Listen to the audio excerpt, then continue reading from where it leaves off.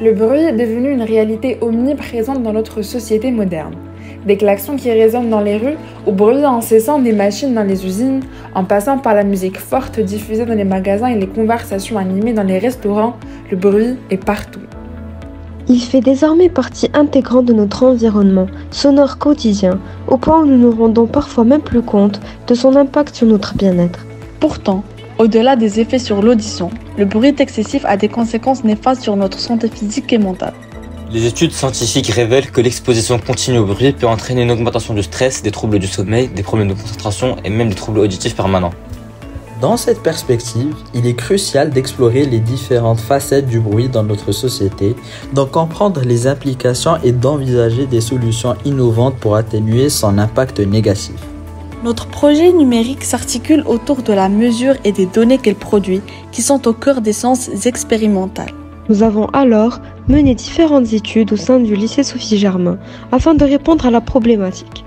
Comment réduire le bruit au lycée pour améliorer le bien-être de tous dans l'établissement et pour mieux apprendre? Nous avons d'abord réalisé des relevés de niveau d'intensité sonore dans différents lieux du lycée en s'appuyant sur des applications sur téléphone. Fifox pour établir des spectres audio et Noise Exposure pour calculer la valeur des décibels. Dans une classe agitée, on mesure une moyenne de 80 décibels avec un pic de 398,44 Hz, le bruit étant très important. Ensuite, dans une cour de récréation, on mesure une moyenne de 76,6 décibels avec un pic de 796,88 Hz, soit le double de la valeur mesurée dans une salle de classe agitée. À la sortie des cours ou dans les interclasses, on mesure une moyenne de 74,6 décibels avec un pic de 562,50 Hz. Finalement, dans un lieu calme, comme le CDI ou le foyer, on mesure une moyenne de 50 décibels avec un pic de 117,19 Hz, soit 5 à 7 fois moins que dans les lieux cités précédemment. Ici, on remarque que les lieux bruyants comme la classe agitée ou la récréation se rapprochent des 80 décibels. Or, l'échelle d'intensité sonore ci-contre inscrit ces bruits dans un seuil de risque et les qualifie de fatigants. Ils sont d'ailleurs à la limite du seuil de danger. En revanche, les bruits mesurés dans une classe calme ou dans le CDI sont qualifiés de courants. En effet, les lycées sont généralement peuplés d'un grand nombre d'élèves qui interagissent entre eux. Les conversations animées, les rires, les cris et les bavardages dans les couloirs, les salles de classe et les espaces communs peuvent donc engendrer un niveau sonore élevé et être à l'origine du bruit. Nous nous sommes donc intéressés aux conséquences de ces bruits sur les personnes, en particulier les professeurs, les élèves et les responsables. Alors, à l'intérieur du cours, moi personnellement, j'ai beaucoup de mal à me concentrer. Donc c'est pour ça que je dis que les élèves devraient avoir beaucoup de mal à se concentrer également. De toute façon, il suffit d'un interclasse pour que je les perde absolument pendant 5 minutes. Parce qu'il y a tellement de bruit qu'ils ne m'entendent plus, ils ne s'entendent plus. Ils ont tellement l'habitude d'être dans le bruit que eux-mêmes, quand ils commencent à devenir bruyants, à bavarder, ils ne se rendent pas compte de la quantité de bruit qu'ils font. Mais en même temps, on ne peut pas forcément les leurrer à 100% parce qu'ils ont l'habitude d'être dans du bruit toute la journée. Et quand on a l'habitude d'être dans du bruit toute la journée, on n'a plus la même tolérance au bruit. Alors qu'une personne, par exemple, que vous allez voir dans le calme tout le temps, elle, dès qu'il va y avoir un petit peu de bruit, elle va être sensible au bruit. Généralement, il y a des élèves, même des lycéens, qui sont dans le cycle terminal, et en première et en terminale. Et je vois qu'ils ne sont pas intéressés de cours, ils ne sont pas responsables, il y a un manque de maturité, un manque de travail. Et malgré qu'on trouve quand même des autres élèves qui sont très, très impliqués en classe, mais avec l'ambiance générale de la classe, ils trouvent beaucoup de difficultés à comprendre le cours, à suivre le professeur. Et vraiment, je vois, même si avec un prof qui est sérieux, on trouve un grand problème avec les gestions de classe.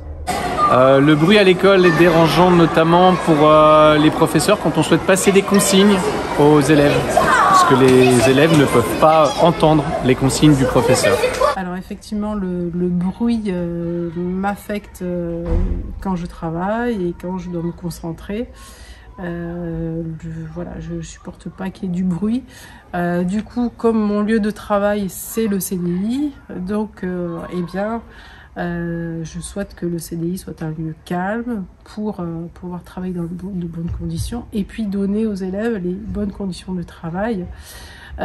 C'est vrai qu'à l'extérieur, dans la cour, il y a beaucoup de bruit, dans les couloirs. C'est vrai qu'au CDI, c'est un lieu un petit peu privilégié puisqu'on arrive quand même à avoir du calme. Bon, bien sûr, il faut que j'intervienne pour rappeler à l'ordre les élèves, mais je pense qu'ils apprécient ce lieu dans l'établissement justement pour pouvoir travailler dans de bonnes conditions et pouvoir réviser, voilà. D'abord, le bruit à l'école m'affecte d'une manière importante. Quand je passe mes évaluations, par exemple, lorsque j'entends le bruit, ça me stresse et ça ne me permet pas de me concentrer au maximum, ce qui peut affecter, par exemple, les résultats scolaires et ma concentration de manière générale. Et donc, mes résultats sont en baisse lorsque j'entends ce bruit. Mais lorsque je me permets de passer les évaluations dans des conditions plus ou moins normales, je suis capable en effet de réaliser un travail d'une meilleure qualité sans le bruit. Pour ma part, le bruit m'affecte à l'école, non seulement durant ma lecture au CDI, mais aussi c'est une source de fatigue, puisqu'en fin de journée, je rentre chez moi avec un mal de tête atroce, et ce qui m'empêche de travailler correctement par la suite. Des fois, pendant les cours, on est obligé de fermer les portes alors qu'il fait 30 degrés, et tout ça à cause du bruit, donc la sonorisation est très mal agencée, et surtout, des enfants restent dans les couloirs sans même qu'ils soient en surveillance, et du coup ça affecte notre scolarité et notre concentration exactement, et des fois les profs sont obligés de sortir de la classe et de crier. Dans les évals, c'est dérangeant, on n'arrive pas à se concentrer, il y a des gens qui perturbent et le bruit ça nous donne un manque de concentration. Pendant les récrés par exemple, quand il y a du bruit, on n'arrive pas à parler tranquillement et donc tout le monde crie et c'est là. Ces témoignages résument bien les effets du bruit permanent sur les membres du lycée. D'après les professeurs, le bruit est à l'origine d'une désorganisation de la classe et une difficulté à mener un cours dans des conditions favorables.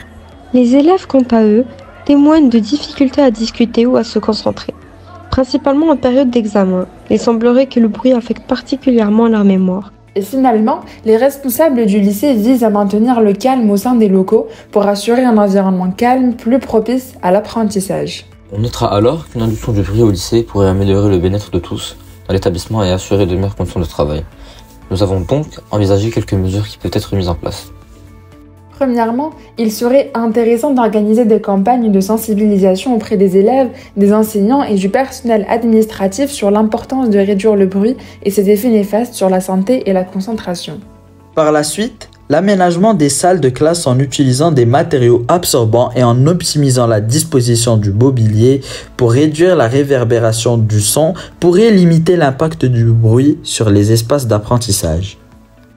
Les lycées devraient également planifier les activités qui génèrent du bruit, telles que les travaux de construction, les répétitions musicales ou encore les séances d'entraînement sportif, en dehors des heures de classe ou en utilisant des espaces spécifiquement dédiés à ces activités. Il est également intéressant de promouvoir l'utilisation de casques anti-bruit ou d'écouteurs individuels dans les espaces communs, tels que la bibliothèque, pour permettre aux élèves de se concentrer sur leurs études malgré le bruit ambiant. Finalement, il faut sensibiliser les enseignants aux stratégies pédagogiques favorisant la gestion du bruit en classe, telles que l'utilisation de techniques de gestion de classe efficaces, la mise en place d'activités collaboratives structurées ou l'utilisation d'outils audiovisuels pour capter l'attention des élèves. Le bruit excessif dans les lycées peut avoir un impact négatif sur le bien-être des individus et compromettre les conditions d'apprentissage. Les mesures réalisées au sein du lycée français Sophie Germain ont permis de mettre en évidence les niveaux sonores élevés dans les espaces bruyants, tels que les salles de classe agitées et les cours de récréation. Les témoignages des professeurs, des élèves et des responsables du lycée ont confirmé les conséquences néfastes du bruit permanent, allant de la désorganisation des cours à la difficulté de concentration et à la fatigue mentale. Ainsi, réduire le bruit au lycée devient essentiel pour améliorer le bien-être de tous et favoriser de meilleures conditions. Plusieurs mesures peuvent être envisagées pour atteindre cet objectif. Sensibilisation et communication, aménagement de l'espace, gestion du temps et des emplois du temps, et enfin, formation et soutien aux enseignants. Bien que la réduction du bruit au lycée soit un objectif louable, il est important de prendre en compte les défis pratiques, les limites de sensibilisation et les éventuels avantages sociaux du bruit. En effet, il est essentiel de reconnaître que certaines formes de bruit, telles que la musique ou les conversations animées entre élèves, peuvent également jouer un rôle positif dans la dynamique sociale et l'épanouissement des élèves. Une approche équilibrée et adaptée aux besoins spécifiques de chaque établissement scolaire est donc essentielle pour créer un environnement propice à l'apprentissage et au bien-être de tous.